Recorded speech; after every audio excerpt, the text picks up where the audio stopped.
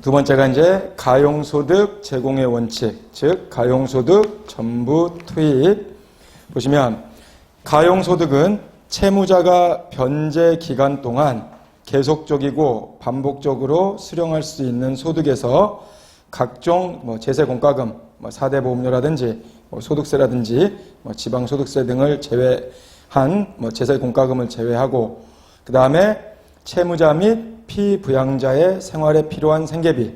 그래서 부양가족 산정 방법이라든지, 그건 이제 뒤에서 채무자 가용소득 산정 방법에서 다시 한번 자세히 말씀을 드릴 거고요.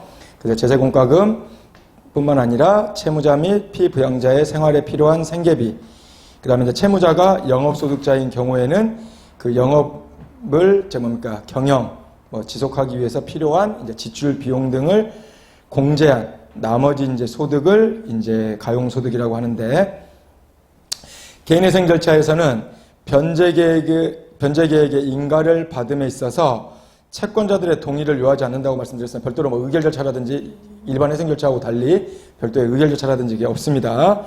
따라서 개인회생 채권자들의 이의에도 불구하고 변제계획안이 인가되고 면책이 이루어질 수 있는 제도하에서 가용소득 제공의 원칙은 최저 변제 규정과 더불어 채권자들이 변제받을 수 있는 최저 한도를 설정해주는 기능을 이제 수행하게 된다고 하는데, 따라서 즉 채무자의 월 소득에서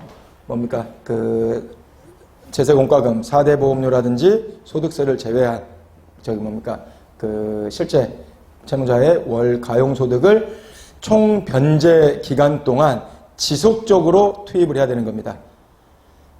그 다음에 영업소득자 같은 경우는 이제 제세공과금 외에 이제 영업에 필요한 이제 지출 비용, 예를 임대료라든지 인건비라든지 각종 이제 그 지출 비용을 뺀 나머지를 이제 영업소득자 같은 경우는 가용소득을 하는데, 가용소득은 총 변제 기간 동안 매월 지속적으로 그 변제 기간 동안 매월 변제 금액을 지속적으로 총 변제 기간 동안 납부를 해야 되는 이제 기본적인 이제 원칙입니다.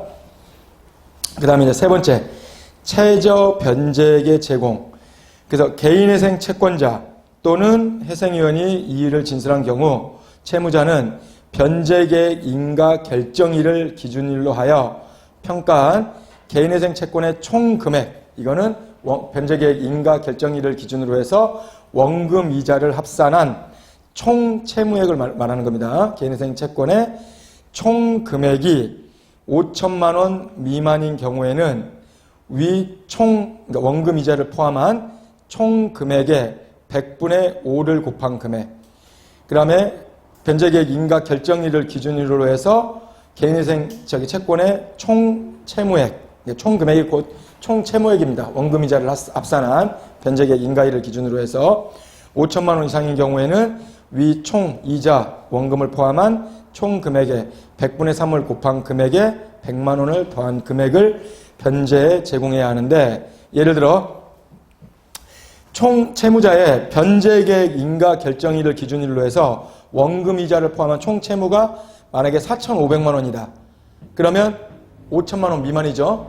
그러면은 이 총 원금 이자를 포함한 총 채무 금액의 100분의 5를 곱한 금액, 즉 4,500만 원 곱하기 100분의 50이면 225만 원이 나옵니다. 그죠? 그러면 채무자가 총 변제 기간 동안 총 납부해야 될 금액이 225만 원이 이상이 돼야 된다는 겁니다. 채무자의 총 채무 금액이 변제계획 인가 결정이 기준으로 했는데, 이 총 최저 변제 금액이 워낙 적습니다. 그래서 이 최저 변제액이 문제되는 경우는 거의 없습니다. 밑에 예시 2를 보면 변제계획 인가 결정일을 기준으로 해서 채무자의 총 채무가 1억 원인 경우 5천만 원 이상이죠. 그러면 100분의 3을 곱한 금액에 플러스 100만 원. 그러면은 400만 원입니다. 그러면 이 채무자가 쉽게 말해서 36개월간 만약에 변제를 한다고 하면 월 변제 금액이 총 채무가 변제계획 인가 결정일 기준으로 1억이라 그러면 단순히 400만 원을 36개월 잠깐만요. 그러면 실질적으로 이 채무자의 월 가용소득은 뭐 11만 1천 얼마가 된다는 겁니다. 그렇기 때문에 실질적으로 최저변제액 제공으로 규정되어 있는 금액이 워낙 소액이기 때문에 이 최저변제액 제공이 실질적으로 문제되는 경우는 거의 드뭅니다. 그래서 이제 그 정도로 알아두시고요. 근데 이제 실질적으로 이제 만약에 그런 경우는 있겠죠. 예를 들어 채무가 뭐 변제계획 인가 결정일을 기준으로 해서 근데 이제 실질적으로 신청 당시에는 변제계획 인가 결정일이 언제 날지는 채무자가 뭡니까? 알 수 없기 때문에 규정상으로는 변제계획 인가 결정일을 기준일로 해놨지만 실질적으로 실무상으로는 신청 당시의 채무액을 가지고 판단하면 됩니다.